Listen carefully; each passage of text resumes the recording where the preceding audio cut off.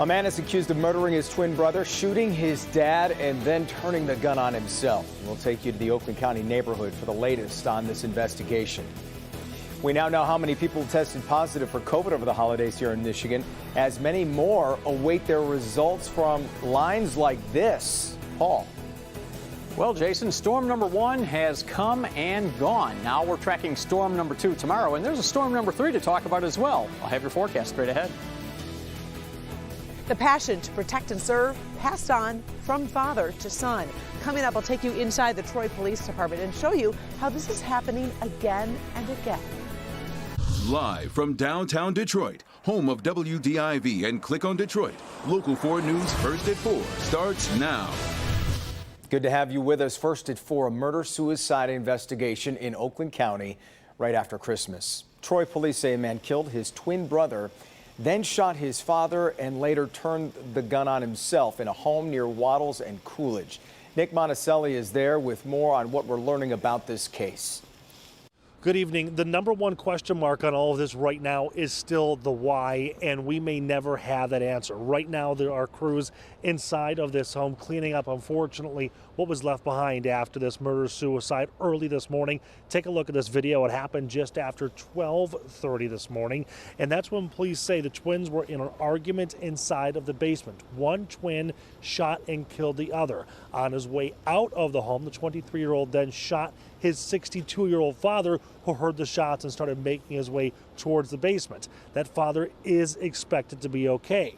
Once he shot his father, he allegedly grabbed the family dog, threw the dog in the SUV, shot the dog, and then, as he was driving about a block away, shot and killed himself right before crashing into this tree. Oh my God, half the whole family's almost gone. I mean, it's, I don't know why they got in a fight. We never heard of the boys fighting and anything like that, but you know, as time goes on, I guess they get older and we don't know what's transpiring. So we'll continue to try to get some of the answers on the why, but as of right now, the investigators are saying that they might never know that because those who would know, unfortunately, have passed. In Troy, Nick Monticelli, Local 4. All right, Nick. Right now, a search for answers underway in Detroit after a mother and daughter are found shot and killed inside their home on Prevost Street near Curtis. The crime happened early Christmas morning. Police say Dwayne McDonald is the only other person who lived at the home, and they need to talk to him.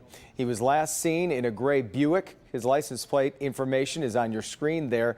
EKY 4074. It's a Michigan plate. If you have any information or know where Dwayne McDonald is, please contact police. If you were out earlier, you probably were taking it slow on the roads. They were pretty slick this morning, a nice little mixture and not the good kind. Round 1 is done, but Paul tracking another round of storms, Paul.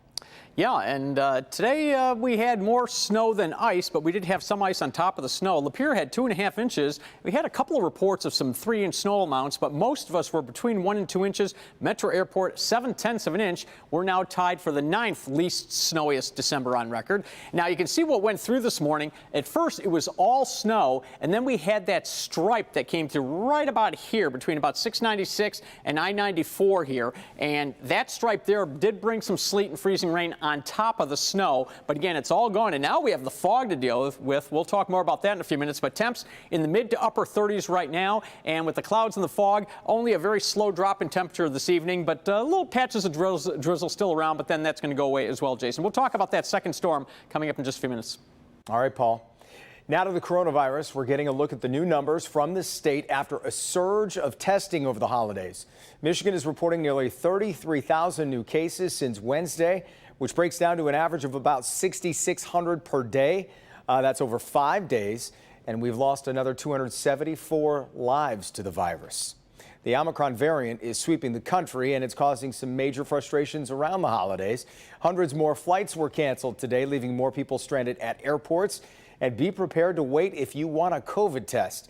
Priya Mann following the Omicron fallout, and she's in the newsroom with the latest. Priya. Hey, Jason, so let's start with the airlines. Staffers continue to call out sick because of COVID outbreaks likely caused by Omicron. And for a 4th straight day, it's forced airlines to each cancel dozens of flights, some of them at Metro Airport. And today, FlightAware is reporting more than 1,000 flight cancellations across the country. 12 of them are at Metro Airport. Since Friday, more than 4,000 flights have been canceled. Delta, United, JetBlue, and American Airlines have all said COVID was causing staffing problems. Add to that winter weather in the Pacific Northwest this weekend, and it's really been a mess at airports. And then, of course, there's testing. Take a look at the line at Lakeside Mall in Sterling Heights, where the Macomb County Health Department offers drive-through testing. Some people reported waiting 3 hours in line. President Biden addressed the problem in a call with governors across the country, a call that included Governor Whitmer. We went from no over-the-counter tests in January to 46 million in October, 100 million in November, and almost 200 million in December. But it's not enough. It's clearly not enough. If we'd known, we would have gone harder, quicker if we could have. And starting in 2 weeks, private insurance will reimburse you for the cost of at-home tests. We're providing access to free tests for folks who don't have insurance. But we have to do more. We have to do better, and we will. And to ease staffing shortages, airlines have called on the Biden administration to shorten the guidelines for the isolation period for vaccinated workers. But the flight attendants union has pushed back on that. We have reporters looking into the travel troubles and testing lines here in Metro Detroit. We'll bring you live reports coming up on the news at 5. Jason, back to you. All right, Priya, thanks. People living in a downriver apartment complex were forced out of their homes overnight because of a fire. It broke out at the apartments located on Warren Road and Merriman, that's in Westland. It started on a second-floor balcony, and we're told 4 units were damaged. Nobody hurt in this. Investigators are still working to figure out what caused it. First at 4, we're on top of some other stories making headlines around the world. In South Africa, the president met this morning with the widow of civil rights icon Desmond Tutu. He died over the weekend at the age of 90. Tutu led marches and campaigns to end apartheid and later earned a Nobel Peace Prize for his activism. His cause of death has not yet been announced, but he was diagnosed with prostate cancer in the late 90s, and he was hospitalized several times in recent years with infections. The Texas lawyer who argued the landmark abortion rights case Roe v. Wade has died. Sarah Weddington was just 26 years old when she successfully argued the case before the U.S. Supreme Court. She died in her sleep in her Austin, Texas home at the age of 76.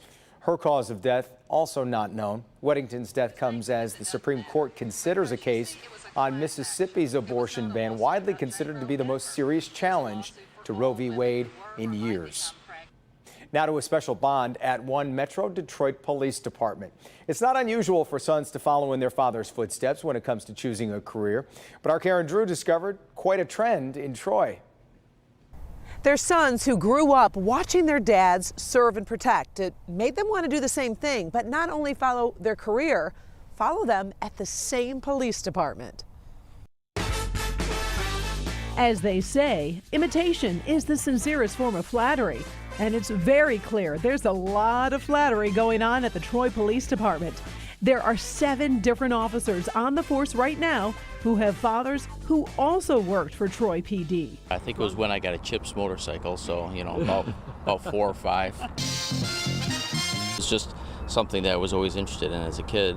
He always had great stories about what happened during the day. Nate's dad, Mick, worked for Troy Police for 26 years. And the longer I was here, the more I loved the city. His fatherly advice? Not to take things personally. These dads, who are all now retired, say they knew their sons looked up to them, knew they had an interest in their jobs as police officers, but didn't assume they would follow in their footsteps. This is Jim and Jason Clark back in the day. This is them now. Give me a lot of advice over there. Jason and Jim at one point worked crime scenes together before Jim retired. He'd be the boss, just like Dad, telling me what to photograph and what we needed to draw, and it was a nice little opportunity to work at least together a little bit. When you look at him, you've got to be proud. Oh, real proud. He always provided a really great life for us, and his job was a big part of who he was and his character, and I realized at some point that I wanted that for my family. Ryan's dad's advice for the job has also shaped him into the detective he is today. One of the main things in this job is show compassion to people and understanding why they're in the situations that you're dealing with them. So, what makes the Troy Police Department so special?